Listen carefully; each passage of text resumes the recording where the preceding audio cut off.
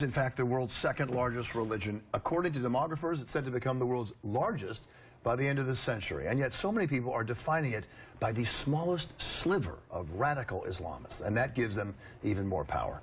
Joining us to talk about all this and much more is Sahar al-Salami, a board member of the Council on American Islamic Relations in New York. Sahar, thank you for joining us. Well, thank you for having me. Well, my pleasure. I want to get your take on all this. And let's just start with Mr. Trump's proposal. When you first heard it, what was your reaction?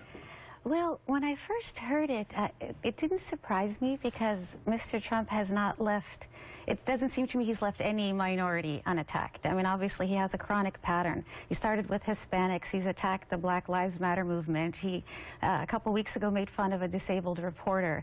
So it's not surprising that he would continue this pattern. One of the things that really surprised me the most is when he talked about banning the Muslim immigrants.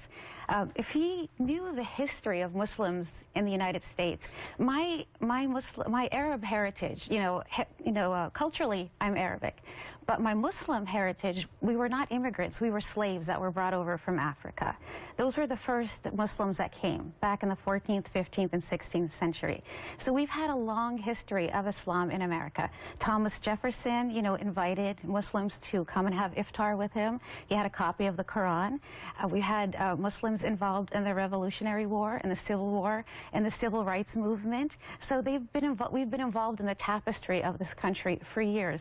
I came here, people often growing up would say, my family came here on the Mayflower, go home, and I would kind of say, well, I came here on a plane with a student visa. I was a baby and my mom came to do her PhD. So sometimes you kind of wonder about... You come from Iraq, I come from Iraq originally. And you grew up where? I grew up in Pittsburgh, Pennsylvania, and in Florida. So he doesn't understand the contribution or how entangled we are with the history of American society. So how have we gotten to this point? I mean, there are terrorists who attacked this country. There are terrorists right now at work, and yet moderate Muslims like yourself and most Muslims are getting the blame for all that. How do we get to this point? I think when somebody attacks another person, it comes from unresolved pain. I think it comes from fear of the unknown. I think it comes from not knowing your neighbor. I think it comes from not doing a lot of internal work. And it comes from perhaps him not understanding his own spirituality and his own comrades in the American society. Every religion, every nationality, every race has its extremes on the political spectrum. Muslims have theirs. How do you, as an activist, deal with the radical extreme, which has sparked fear in a lot of people? How do you deal with it? What do you say to people who say, well, now I'm afraid of Muslims? Well, I do a lot of work in the interfaith arena. I grew up in Catholic schools. I grew up in a Jewish neighborhood in Pittsburgh.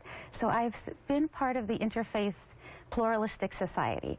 And what I have learned is that all religions are roadmaps to justice. All the scriptures are roadmaps to justice. And the essence of all faiths is attaining for a peaceful society in this world. So how do you get people who are now taking an extreme position to listen to what you just said? How does that happen? Everybody, when they are lost or when they are in a community that's perhaps facing oppression or facing poverty or facing relocation or migration or facing lack of jobs, hunger, you don't know how they're going to react, and you don't know the context or the situation that's going to drive them to extremes, whether it's in Ferguson or whether it's in Iraq or whether it's in a lower income neighborhood or whether their lack of education. You don't know what drives a person internally to seek to go to these kind of recruitment places.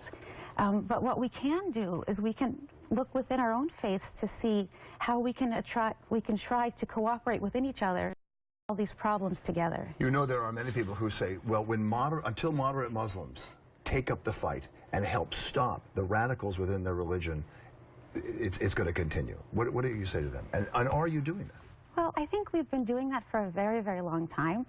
I think at times kind of diminishes the work that we've been doing to contribute to society. Most Muslims that I know are involved already in the public sector. I mean, you cannot go to a hospital or to a university or to a food service industry or to transportation and not find a Muslim, either at the highest level or at the lowest level. I think most religious organizations do have their extremists, whether it's the KKK. I mean, that certainly does not represent Christianity, as much as they, you know, wail and say, oh, we're Christians. Say they do. Exactly. Yes. So it's up to the person to get to know their neighbors and understand the other religions. Well, I hope people listen to you this morning, and I thank you for joining us this morning. Oh, thank you. Thank you so much, and good luck to you. Thank you. When we come back, we're going to continue our